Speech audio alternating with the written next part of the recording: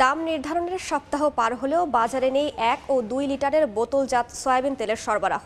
কিছু জায়গায় মিললেও ক্রেতাকে গুনতে হচ্ছে আগের দাম। তেলের বাজারের খবর জানাতে রাজধানীর মোহাম্মদপুর কৃষি মার্কেটে আছেন রিপোর্টার সাইফুল ইসলাম, যাচ্ছি তার কাছে।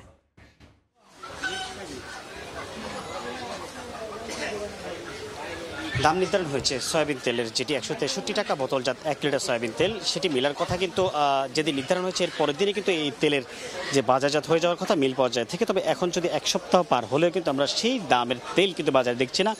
এমনটা কিন্তু আমরা শুধু যে রাজধানীর মোহাম্মদপুর বাজারে আছে সেটি কিন্তু না, আমরা কিন্তু কারণ বাজার দেখেছি। এর পাশাপাশি আর দু একটা বাজার আমরা খোঁজখবর নিয়ে যে তথ্য পেয়েছি সেই তথ্য কিন্তু এটাই বলছে। কারণ হচ্ছে যে যখন দাম বাড়ে তখন কিন্তু পণ্যের সরবরাহ বাড়ে, এরকম একটা যে প্রচলিত কথা সেটা কিন্তু আগে থেকে দেখে এসেছি আমরা। তবে এখন পর্যন্ত যে পরিস্থিতি সেটি কিন্তু পুরোপুরি ভিন্ন। কেননা হচ্ছে যে আমরা যে ডিলার পর্যায়ে কথা বলেছি, ডিলাররা যেটি জানিয়েছেন যে বাজারে এখনও পর্যন্ত বিপুল পরিমাণে যে পূর্বের দরের সয়াবিন তেল রয়েছে সেটি কিন্তু এখনও পর্যন্ত আছে, যার কারণে হচ্ছে যে এখনও নতুন দরের যে সয়াবিন তেল সেটি কিন্তু বা মিলগেট থেকে বা ডিলার পর্যায়ে থেকে কিন্তু এখনও পর্যন্ত বাজারে পুরোপুরি স্বাভাবিকভাবে সরবরাহ হচ্ছে না। সবচেয়ে বড় বিষয় যেটি হচ্ছে যে 5 লিটার সয়াবিন তেল আমরা কোথাও কোথাও দেখলেও কিন্তু আমরা 1 থেকে 2 লিটার যে সয়াবিন তেল সেটি কিন্তু আমরা খুবই কম দেখেছি, যেটি রাজধানীর কারণ বাজারে ডিলার পর্যায়ে 2-1টি ডিলারের কাছে পাওয়া গেলেও কিন্তু খুচরা পর্যায়ে কিন্তু আমরা বেশ কয়েকটি বাজার কিন্তু আমরা পাইনি। সেরকম একটা সিচুয়েশন কিন্তু আমরা দেখতে পেয়েছি। শুধু এই পরিস্থিতি না, শুধু এই রাজধানীর যে অন্যান্য বাজার আছে সেটি কিন্তু একই পরিস্থিতি আমরা দেখতে পেয়েছি। তবে সর্বোপরি বলা যায় যে আসলে